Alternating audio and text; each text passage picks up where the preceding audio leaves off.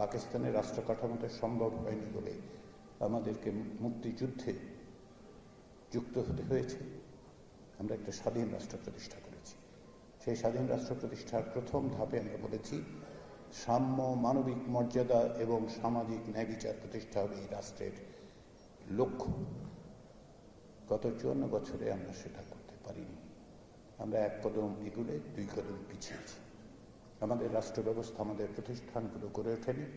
যখনই গড়ে ওঠার সম্ভাবনা তৈরি হয়েছে, সেগুলোকে ব্যক্তিগত স্বার্থে, দলীয় বিবেচনায়, ব্যক্তিতান্ত্রিক ক্ষমতার মোহ এবং লোভে সেগুলিকে ধ্বংস করে দেওয়া হয়েছে।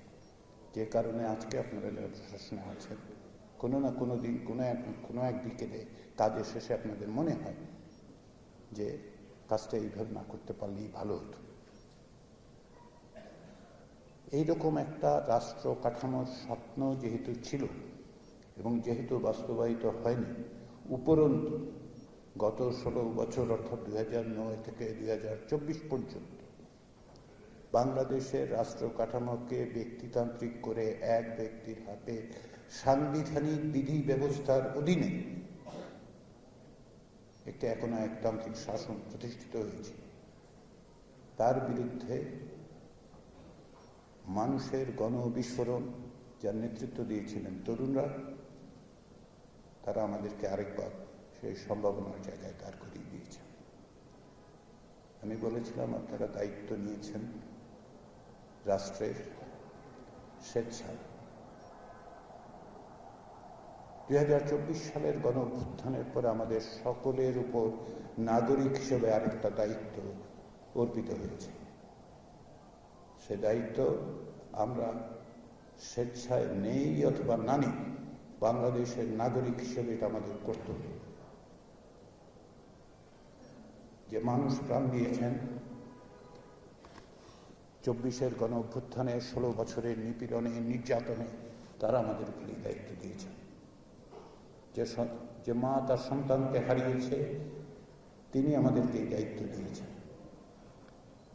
যিনি আহত এবং পঙ্গু অবস্থায় এখনো হাসপাতালে আছেন, স্বাভাবিক জীবনে ফিরতে পারবেন না, তিনি আমাদের দায়িত্ব দিয়েছেন। যে গুণ অপেক্ষা করছে, গুম হয়ে যাওয়া ভাই আর ফেরে নাই, তিনি আমাদের দায়িত্ব দিয়েছেন। সে দায়িত্ব হচ্ছে এই অবস্থান চলতে পারে না, ভবিষ্যতে যেন কোনো মায়ের বুক খালি না হয় সেটা নিশ্চয়তা বিধান করা আপনার আমার দায়িত্ব। যেন এই দেশে গুম খুনের রাজনীতি না হয়, রাষ্ট্র ব্যবস্থা না হয়, সেটা নিশ্চিত করার, তার জন্য চেষ্টা করার দায়িত্ব এটা আমাদের উপর অর্পিত হয়েছে। তারা প্রাণ দিয়ে এই দায়িত্ব আমাদের দিয়ে গেছে। রাষ্ট্রের প্রজাতন্ত্রের কর্মচারী হিসেবে জনগণকে সেবা করার দায়িত্ব আপনারা স্বেচ্ছায় নিয়েছিলেন। নাগরিক হিসেবে আমাদেরও সকলের উপর দায়িত্ব অর্পিত হয়েছে যেন আমরা এই রাষ্ট্র ব্যবস্থাটা এমনভাবে করে তুলতে পারি যেখানে আপনারা ওই দায়িত্বটা পালন করতে পারেন। সেই প্রক্রিয়ারই অংশ হচ্ছে গণভোট। এখানে যারা উপস্থিত আছেন, আমি নিশ্চিত আপনারা সকলেই বোঝেন গণভোট কি, কিন্তু আপনাদের হয়তো এই প্রশ্নের মোকাবেলা করতে হচ্ছে যে গণভোট কি, কেন। 35 বছর দেশে গণভোট হয়নি। এদেশের 13 কোটি ভোটারের 5 কোটি 37 বছরের নিচে, তার মানে তারা গণভোট দেখেননি। গণভোট আসলে হ্যাঁ এবং না ভোট, এইভাবেই বোঝান। কিসের জন্য হ্যাঁ, কিসের জন্য না, সেই জায়গাটা বিবেচনা করেই আপনি জনগণ যেন ভোট দিতে পারেন। বাংলাদেশে অতীতেও গণভোট হয়েছে, 2বার গণভোট হয়েছে।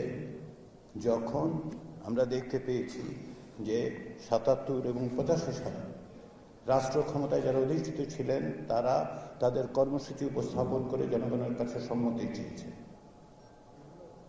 ওই বিষয় কি, ওই 18 দফা 19 দফার আলোচনা আমি যাব না, কিভাবে নির্বাচন হয়েছে সেটাও যাব, কিন্তু প্রক্রিয়াগতভাবে যেটা হয়েছিল, যিনি বা যারা ক্ষমতায় থেকে এই কর্মসূচি দিয়েছিলেন তারা বলেছিলেন যে এই কর্মসূচি যদি জনগণ গ্রহণ করে তাহলে আমরা ক্ষমতায় থেকে বাস্তবায়ন করব। 2026 সালের গণভোট ওই রকম গণভোট নয় যে আপনি গণভোট যদি বিজয়ী হয় তাহলে অধ্যাপক ইউনূসের সরকার 5 বছর, 2 বছর, 3 বছর, 7 বছর থেকে সেটা বাস্তবায়ন করবে। এই গণভোট হচ্ছে ভবিষ্যতে দেশ কিভাবে চলবে। আগামী 5 বছর না, 5 বছরের জন্য আমরা জাতীয় সংসদের নির্বাচনের মধ্য দিয়ে আমাদের প্রতিনিধিকে পাঠাবো, কিন্তু দেশ আগামী 5, 10, 15, 25 বছর কিভাবে চলবে, সেই সিদ্ধান্তের জন্যই পক্ষে গণভোট। আমরা 1991 সালের গণভোট কিভাবে দেখেছিলাম?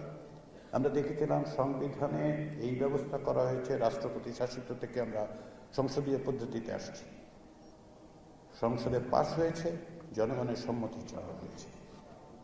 এবার কিন্তু তা নয়, এবার আপনারাই সিদ্ধান্ত দেবেন, জনগণ সিদ্ধান্ত দেবেন, আপনারা জনগণকে এটা বোঝান।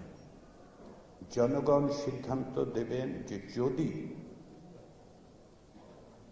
জুলাই জাতীয় সনদে যা আছে সেগুলি বাস্তবায়ন করার ক্ষেত্রে তারা ভবিষ্যতে কেবলমাত্র 5 বছর নয়, 5, 10, 15 বছর যতদিন লাগে এটা বাস্তবায়নের ব্যবস্থা করতে তারা অনুমতি দিচ্ছেন।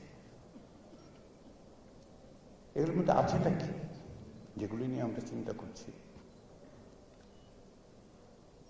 রাষ্ট্রপতির ক্ষমতার প্রশ্ন আছে, প্রধানমন্ত্রীর ক্ষমতার প্রশ্ন আছে। বাংলাদেশের প্রধানমন্ত্রীকে অভাবনীয় ক্ষমতাশালী হয়ে ওঠেন, তার সবচেয়ে বড় উদাহরণ হচ্ছে যে রাষ্ট্রপতির সাথে তার ক্ষমতার কোনো ভারসাম্য নেই। কিরকম নেই? রাষ্ট্রপতি প্রকৃতপক্ষে প্রধানমন্ত্রীর অনুমতি ছাড়া কিচ্ছু করতে পারেন না। যে দুটো কাজ তিনি পারেন সে দুটো কাজ আসলে কাজ নয়, এই অর্থে যে প্রধানমন্ত্রী নিয়োগ করতে পারেন, প্রধান বিচারপতি নিয়োগের ক্ষেত্রে তিনি বা বিচারপতি নিয়োগের ক্ষেত্রে প্রধান বিচারপতির সাথে আলোচনা করতে পারেন, এর বাইরে কিচ্ছু করতে পারেন না। বাংলাদেশের একজন রাষ্ট্রপতি বলেছিলেন তিনি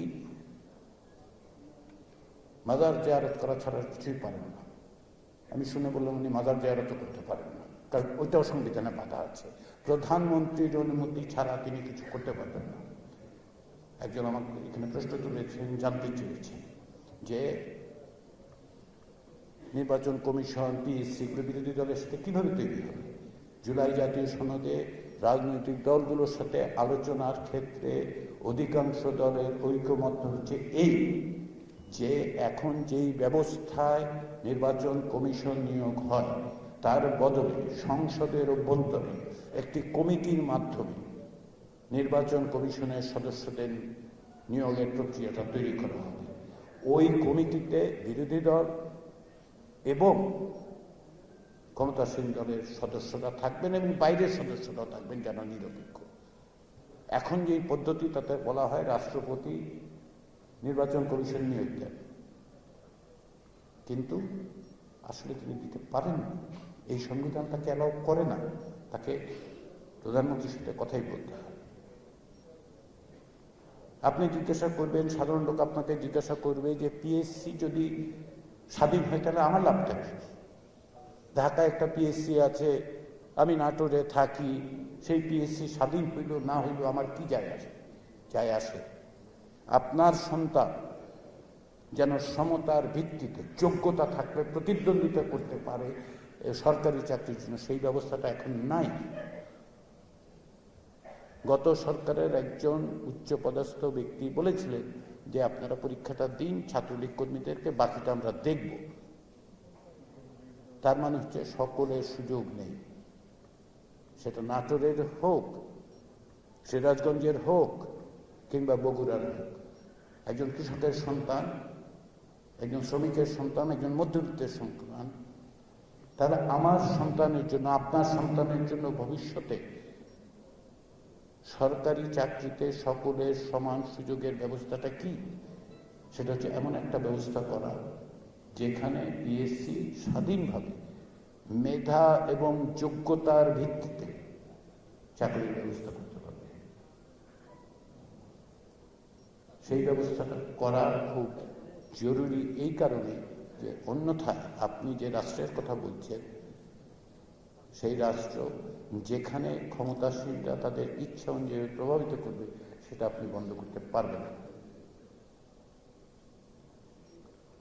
প্রশ্ন উঠেছে বাংলাদেশের দুর্নীতিকে বন্ধ করতে পারবে জুলাই জাতীয় সনদ? জুলাই জাতীয় সনদের যে অংশটিতে সকল রাজনৈতিক দল অভিন্নভাবে একমত হয়েছে সেটা হচ্ছে আরও শক্তিশালী এবং স্বাধীনভাবে যেন দুর্নীতি দমন কমিশন কাজ করতে পারে। দুর্নীতি দমন কমিশন যদি শক্তিশালী হয় তাহলে কি হবে? ক্ষমতাসীনদের মধ্যে এই ভীতি তৈরি হবে যে অবারিত লুণ্ঠনের এক মহোৎসব আমরা দেখেছি, সেটা অন্তত পক্ষে কমবে। কিন্তু একভাবে শুধু কমবে না, তার জন্য আরেকটা ব্যবস্থার প্রস্তাব আছে। সেটা হচ্ছে এই যে জাতীয় সংসদের যে স্থায়ী কমিটিগুলো আছে, যেগুলোর দায়িত্ব হচ্ছে মন্ত্রণালয়গুলোর উপর নজরদারি করা, তার মধ্যে 4টি কমিশন, অন্তত পক্ষে 4টি কমিশন, প্রধান 4টি কমিশন, তার মধ্যে 3টাই ফাইন্যান্সিয়াল ইনস্টিটিউশন রিলেটেড। সরকার কিভাবে টাকা খরচ করবে, কি বিষয়ে খরচ করবে, এগুলোর হিসাব দিতে হয়। সেই কমিটিগুলো বিরোধী দলের নেতৃত্বে গঠিত হবে। তাতে করে কি হবে? সরকার অন্তত পক্ষে টাকা পয়সার হিসাব দেওয়ার সময় হিসাব করে দেবে যে লুটপাট কতটা কমানো যায়। অথবা বিরোধী দল প্রশ্ন করতে পারবে, বিরোধী দল কোথা থেকে আসবে? আপনার প্রতিনিধি। কেউ কেউ জিজ্ঞাসা করেছেন যে জুলাই জাতীয় সনদ হলে চাকরির সংস্থান হবে কিনা। শুধু পিএসসি অর্থে নয়, যদি লুণ্ঠনের রাস্তা বন্ধ করা যায়, যদি জবাবদিহিতামূলক প্রশাসন তৈরি করা যায়, যদি প্রতি 5 বছরে অবাধ নির্বাচনের ভয় ক্ষমতাসীনদের মধ্যে তৈরি করা যায়, তাহলে দেখবেন যে বাংলাদেশের অর্থনীতিতে তার একটা বড় ভূমিকা থাকবে। 91 সাল থেকে 2006 সাল পর্যন্ত বাংলাদেশের অর্থনৈতিক যে বিকাশ, তার কারণ হচ্ছে অন্তত পক্ষে এইটুকু ব্যবস্থা আমরা করতে পেরেছিলাম যে আমরা নিয়মিতভাবে নির্বাচন করি। ক্ষমতায় দীর্ঘমেয়াদীভাবে যাতে টিকে থাকতে না পারে, সেই জন্য বলা হয়েছে যে প্রধানমন্ত্রী সর্বোচ্চ 10 বছর ক্ষমতায় থাকতে পারে। তাতে করে কি হবে? তাতে করে যেটা হবে সেটা হচ্ছে যে 21 বছর, যার মধ্যে একটানা 16 বছর ক্ষমতায় থাকার কি ভয়াবহ পরিস্থিতি তৈরি হয়, সেটা আপনাদের আমার স্মরণ করিয়ে দেওয়ার প্রয়োজন নেই। ক্ষমতার এই যে অভাবনীয় আধিপত্য ব্যক্তির হাতে ক্ষমতার কেন্দ্রীভূতকরণ, সেটা প্রতিষ্ঠান দিয়ে আপনাকে মোকাবেলা করতে হবে। এটা আশা করে লাভ নাই যে আরেকজন শেখ হাসিনা তৈরি হবে না কেন, লোকটা ভালো, মানুষটা ভালো, ব্যক্তিটা ভালো, দলটা ভালো, এটা বিবেচ্য বিষয় নয়। আপনাকে প্রতিষ্ঠান তৈরি করতে হবে। সেই জন্যই আমরা বলেছি উচ্চ কক্ষ প্রতিষ্ঠা করার কথা। অধিকাংশ রাজনৈতিক দল একমত হয়েছে। উচ্চ কক্ষ কি করবে? উচ্চ কক্ষ 3টা জিনিস করবে। প্রথম যেটা করবে সেটা হচ্ছে যে বাংলাদেশের কোনো রাজনৈতিক দল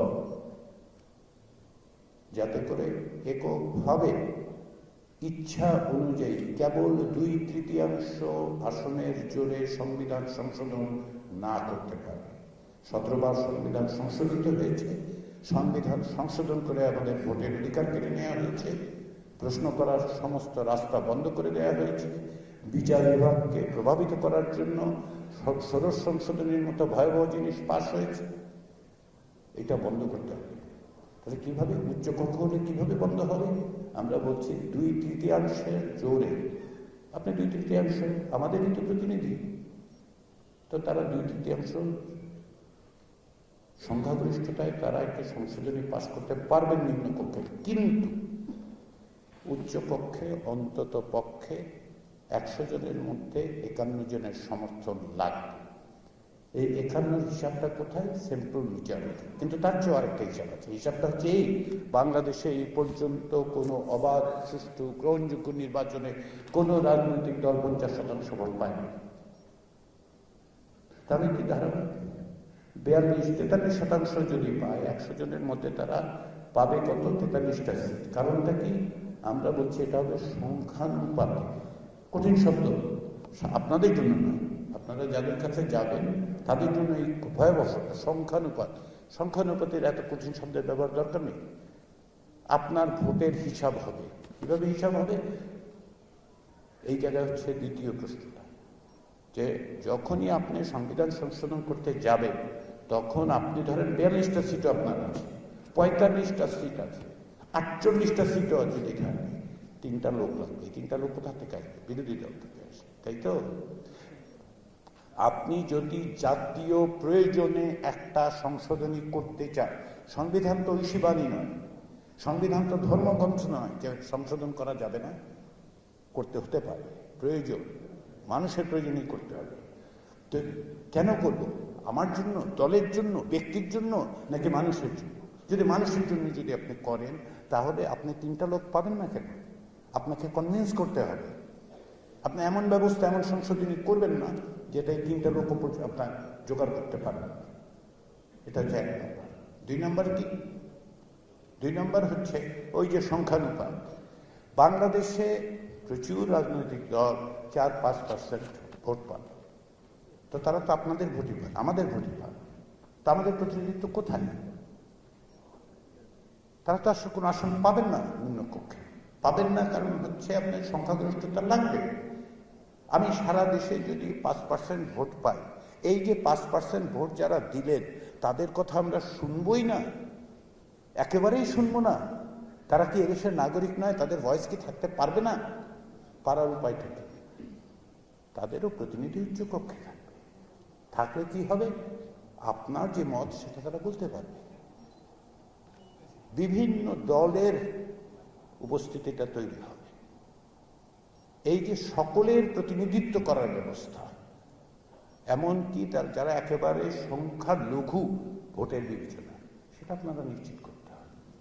তৃতীয় বিষয় যেটা, সেটা হচ্ছে উচ্চকক্ষ তৈরি করলে কি হবে? উচ্চকক্ষ, একজন প্রশ্ন করেছেন, উচ্চকক্ষ কি একটা সুপিরিয়র বডি হবে না? সুপিরিয়র বডি হবে না। এই কারণে হবে না যে সে কিন্তু আইন প্রণয়ন করতে পারবে না। লোয়ার হাউসে আইন প্রণয়ন করবে, জাতীয় সংসদ আইন প্রণয়ন করবে, পাঠাবে, তারা দেখে বললেন যে না, এটা পছন্দ হচ্ছে না, এগুলি একটু বদল করুন।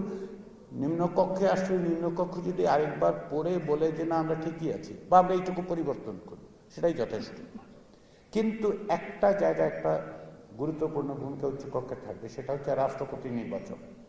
বাংলাদেশে 1991 সালের পরে একবার মাত্র রাষ্ট্রপতি নির্বাচনে সংসদে বিরোধী দল প্রার্থী দিয়েছিল, আর কখনো দেয় নেই। তার কারণ হচ্ছে এই যে তারা জানেন যে সংখ্যাগরিষ্ঠতার জোরে ক্ষমতাসীন দল অবশ্যই বিজয়ী হবে। তো আমরা বলছি যে জুলাই জাতীয় সনদে রাজনৈতিক দলগুলো একমত হচ্ছে যে রাষ্ট্রপতির নির্বাচনটা হবে 2 কক্ষে, এবং উচ্চকক্ষ তাকে সংখ্যাগরিষ্ঠ ভোট পেতে। তাহলে এইটা করতে গেলে কি হবে? আপনি এমন লোককে নির্বাচনের রাষ্ট্রপতি হিসেবে মনোনয়ন দেবেন যিনি অন্যের কাছে একটু গ্রহণযোগ্য। কে কাকে সালাম দিয়েছিল অথবা দেয় নাই, এই বিবেচনায় রাষ্ট্রপতি মনোনয়ন হবে না দেশে। যদি আপনারা এটা করতে পারেন, যদি মানুষকে বলতে পারেন যে ভাই, এই যে রাষ্ট্রপতি, তার ক্ষমতা কি ভয়াবহ আপনি দেখুন। দণ্ডিত অপরাধী, দণ্ডিত মানে কি? বিচার প্রক্রিয়ার সমস্তটার মধ্যে দিয়ে একজন গেছে, নিম্নতম আদালত থেকে শুরু করে আপিল বিভাগ পর্যন্ত গেছেন। প্রত্যেকটা আদালত তাকে বলছে যে এই লোকটি অপরাধী, প্রমাণিত অপরাধী, তাকে দণ্ড দেয়া হয়েছে। কি অপরাধ তার? তিনি খুন করে লাশ 100 ভাগ করে কেটে নদীতে ভাসিয়ে দিয়েছেন, এটা প্রমাণিত। তারপরেও রাষ্ট্রপতি তাকে ক্ষমা করেছে। রাষ্ট্রপতি করেছেন মানে রাষ্ট্রপতির নামে প্রধানমন্ত্রী করেছে। এটা বন্ধ করবেন কি? আমরা বলছি যে একটা কমিটির মাধ্যমে যাবে, সেখানে কারা পরিদর্শক থাকবেন, এমনকি একজন সাইকিয়াট্রিস্টও থাকবেন। তারা যদি বলে যে এটা বিবেচনার যোগ্য, তখন আরেকটা জায়গা আছে, সেটা কি? ভিকটিমের ফ্যামিলির কনসেন্টটা লাগবে, যাতে করে একদিন ভোরবেলা উঠে আপনাকে পত্রিকায় না দেখতে হয় যে আপনার ভাইয়ের হত্যাকারী ভয়াবহভাবে শুধু বেরিয়ে এসছে তা না, বেরিয়ে এসে আপনার বাড়ির সামনে দাঁড়িয়ে বলতেছে তোকেও খুন করবো। এটা বন্ধ করবেন কিভাবে? এটা বন্ধ করার উপায় হচ্ছে আপনি রাষ্ট্রপতির কাছ থেকে এই ক্ষমতাটা কমিয়ে আনুন, একটা ব্যবস্থা। কিন্তু কমিয়ে এনে আরেকজনকে দিলে তো লাভ নেই, প্রাতিষ্ঠানিকভাবে করুন। বলছিলাম আপার হাউসে, তাহলে এইরকম রাষ্ট্রপতি আমরা তৈরি করব না, যে রাষ্ট্রপতি তিনি তো রাষ্ট্রের প্রতীক, যিনি আমাদের কাছে গ্রহণযোগ্য, যিনি আমাদের কাছে শ্রদ্ধাভাজন। রাজনৈতিক দল হিসেবে তিনি মনোনীত হবেন দল দিয়ে। আমরা বলেছি এটাও যে উনি যেন মনোনয়নের আগেই দলীয় পরিচয়টা বাদ দেন। তবু আমরা বিবেচনা করতে পারি, হ্যাঁ দলীয় মনোনয়ন তো হবে, তাই না? কিন্তু দলীয় মনোনয়ন যেন এই পর্যায়ে দিয়ে না দাঁড়ায় যে পায়ে ধরে সালাম করেন নাই অথবা করেছেন। আমি কোনো ব্যক্তির কথা বলছি না, এটা হয়েছে এই দেশে, আমি কিছু কল্পনা করে বলছি না। করতে পারলে ভালো হতো। কল্পনাকে ছাড়িয়ে গেছে এই সমস্ত ঘটনা। আপনারা জানতে চেয়েছেন যে পিএসসি 3টা ভাগে করা হলো কেন, কেন অনেকগুলি, অথবা আলাদাভাবে। আমরা 3টি পিএসসি করার কথা বলেছি এই কারণে স্বাস্থ্য এবং চিকিৎসা এই দুটো অত্যন্ত বড় খাত। বাংলাদেশে বিশাল সংখ্যক মানুষ এবং সরাসরিভাবে একেবারে প্রান্তিক পর্যায়েও তাদের যোগাযোগ আছে। আমরা জনপ্রশাসন সংস্কার কমিশনের প্রস্তাব হচ্ছে পিএসসিটা 3টা পিএসসিতে পরিণত করব। বাংলাদেশের বর্তমান সংবিধানেও একাধিক পিএসসি করার বিধান আছে, করা হয়নি। বাংলাদেশে একবার করাও হয়েছে, 1972 সালে 2টো পিএসসি তৈরি করা হয়েছে, পরবর্তী সময়ে সেটা বাতিল করা হয়। তাতে করে কি হবে? এক ধরনের স্বচ্ছতা তৈরি হবে। যারা শিক্ষায় যেতে চান তাদের শিক্ষা ক্যাডারদের যাতে করে পদোন্নতি জায়গাগুলি তৈরি হয়, তাদের যে সমস্ত যোগ্যতা মেধা সেগুলি যাতে নির্ধারিত হয় তাদের পেশা অনুযায়ী, তাদের ক্যাডার অনুযায়ী। এতে করে আমরা আরো বেশি সেবা নাগরিকদেরকে দিতে পারব। জুলাই সনদ কি মব জাস্টিস বন্ধ করবে? জুলাই সনদ ছাপা হয়েছে, স্বাক্ষর হয়েছে, অঙ্গীকার করা হয়েছে। আগামীকাল মব জাস্টিস বন্ধ হবে?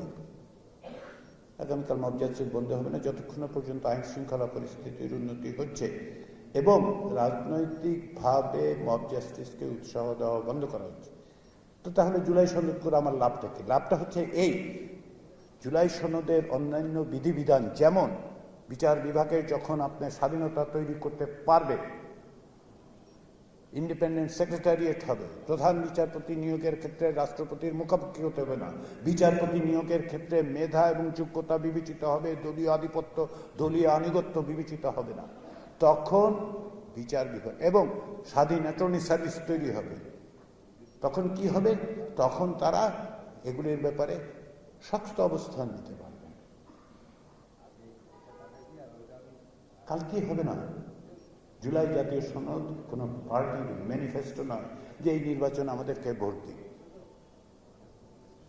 জুলাই জাতীয় সনদ এবং গণভোটের মধ্যে দিয়ে আমরা কি বলছি? আমরা নাগরিকদেরকে বলছি যে ভবিষ্যতে একটা রাষ্ট্র একটা জবাবদিহিমূলক রাষ্ট্র। এই জবাবদিহিমূলক রাষ্ট্রের প্রতিষ্ঠান বিচার বিভাগ, স্বাধীন বিচার বিভাগ, স্বাধীন নির্বাচন কমিশন, স্বাধীন পিএসসি, স্বাধীন দক্ষ তৈরি করলে কি হবে? আমাদের রাষ্ট্রের জবাবদিহিতা এবং স্বচ্ছতা বাড়বে। আপনি যত স্বচ্ছ হবেন, যতক্ষণ পর্যন্ত আপনি না স্বচ্ছতা তৈরি করতে পারছেন প্রশাসনে, ততক্ষণ পর্যন্ত আপনার মনে রাখতে হবে যে বিভিন্নভাবে সেগুলি প্রভাবিত হবে। প্রশ্ন করেছেন যে সই করেছে, গণভোটে পাশ হলো, রাজনৈতিক দলগুলি যদি না মানে কি করবে? নাগরিকরা করবে। প্রথম কথা হচ্ছে নৈতিকতার প্রশ্ন। এর কি কোনো আইনি ভিত্তি আছে? আছে। গণভোটই হচ্ছে আইনি ভিত্তি। গণভোটের চেয়ে বড় আইনি ভিত্তি কিছু হয় না। 2024 সালের গণ অভ্যুত্থান, আপনারা যেহেতু প্রশাসনের সঙ্গে যুক্ত, কেউ কেউ বিচার বিভাগের সঙ্গে যুক্ত, তারা এই শব্দটা বুঝবেন, আমি নাগরিকদের উদ্দেশ্যেও বলি। বাংলাদেশের বর্তমান সংবিধানের 7 অনুচ্ছেদ স্পষ্ট করে বলেছে এই প্রজাতন্ত্রের মালিক হচ্ছে জনগণ। এইটা যে কোনো ক্ষেত্রে নিশ্চিত করা দরকার যে মালিক যদি জনগণ হন, তারা যদি বলেন যেটা আমরা চাই, তাহলে এইটা রাজনৈতিক দলের বিষয় নয়। 24-এর গণঅভ্যুত্থানের মধ্য দিয়ে মানুষ বলেছেন, গণভোটের মধ্য দিয়ে মানুষ বলবেন। আশা করি আমরা অনুরোধ করি, কারণ এই সুযোগ আপনি সহজে পাবেন না।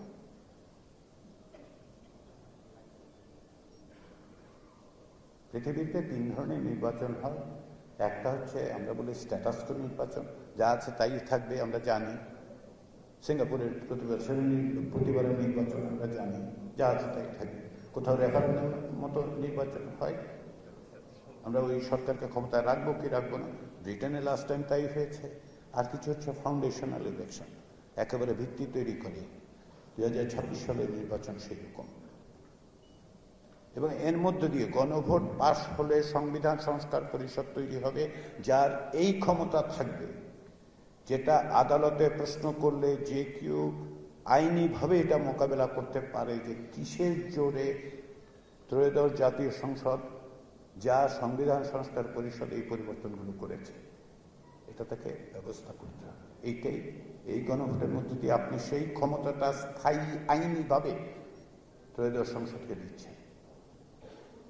মানুষকে বোঝান, যদি মৌলিক পরিবর্তনকে আইনি ভিত্তি, সাংবিধানিক ভিত্তি, প্রাতিষ্ঠানিক ভিত্তি দিতে হয়, তাহলে গণভোটে অন্যতম বিষয় হচ্ছে যে এর মধ্য দিয়ে ত্রয়োদশ জাতীয় সংসদ সংবিধান সংস্কার পরিষদ বলেও নির্বাচিত হবে। একই সদস্য, কিন্তু তাদের 18 মাসের মধ্যে বাস্তবায়ন করতে হবে। প্রশ্ন হচ্ছে, বাস্তবায়ন না করলে কি করবেন? নৈতিকভাবে, আইনিভাবে আপনি মোকাবেলা করতে পারবেন। এই অঙ্গীকার তারা করেছে, জুলাই জাতীয় সনদের শেষ পৃষ্ঠায় স্বাক্ষর করে রাজনৈতিক দলগুলি অঙ্গীকার করেছে। ফলে এটা অসম্ভব নয়। মানুষের কাছে যে প্রশ্নটা বড়, সেটা তো সবসময় আমার কি হবে, একই সঙ্গে এটাও প্রশ্ন, আমার সন্তানের কি হবে। আপনার সন্তানকে আরেকবার রাজপথে গুলি খেয়ে মরুক আপনি চান? আপনি কি চান এদেশে একটা দুর্নীতিমুক্ত ব্যবস্থার জন্য প্রতিষ্ঠান তৈরি হোক? আপনি কি চান যে আপনারা যারা প্রশাসনে আছেন তারা প্রভাবমুক্তভাবে কাজ করতে পারেন? সেই প্রশ্নটা আপনাদের, সেই প্রশ্নটা নাগরিকদের কাছে নেই। মানুষ পরিবর্তন না চাইলে এই জুলাইয়ের গণঅভ্যুত্থান হতো না। মানুষ পরিবর্তন না চাইলে এই যে প্রক্রিয়ার মধ্যে দিয়ে আমরা আছি, সেই প্রক্রিয়াতে অংশগ্রহণ করতেন না। রাজনৈতিক দলগুলো তাদের পক্ষ থেকে প্রার্থী দেবেন, আপনাদের প্রত্যেকেরই রাজনৈতিক অবস্থান থাকবে। প্রকাশ্যে হয়তো সেটা বলবেন না, প্রজাতন্ত্রের কর্মচারী হিসেবে দেখাতে পারবেন না, কিন্তু ভোট তো আপনারা দেবেন, কাউকে না কাউকে ভোট দেবেন। নাগরিকটা কাউকে না কাউকে ভোট দেবে। ভোট দিন, সকলকে উৎসাহিত করুন। কারণ কি? কারণ হচ্ছে বিভিন্ন মত এবং পথ নিয়েই বাংলাদেশ। আমরা ধর্মের দিক থেকে, বর্ণের দিক থেকে, এক অর্থে অঞ্চলের ভিত্তিতে বিভিন্নভাবে আমরা আসলে একটা বহুমাত্রিক দেশ। ফলে মতের পার্থক্য থাকবে, কিন্তু আমাদের এটাও এক জায়গায় আসতে হবে, আমরা ভবিষ্যৎটা কিরকম ভাবে তৈরি করতে চাই। 54 বছর খুব কম সময় নয়। বহুবার আন্দোলনে আমাদের প্রাণ গেছে, বহুবার নির্বাচনে আমরা ভোট দিয়ে প্রত্যাশা করেছি পরিবর্তনের। আবার আমাদের সামনে সেই সুযোগ এসেছে। সেই সুযোগ খুব সহজে আসে না। অনেক প্রাণের বিনিময়ে, অনেক কষ্টের, অনেক নিপীড়নের মধ্যে দিয়ে আমরা এখানে এসেছি। আসেন, এই সুযোগ যেন আমরা হেলাফেলা না করি। আসুন আমরা সকলে মিলে সকলকে বলি, বোঝাই।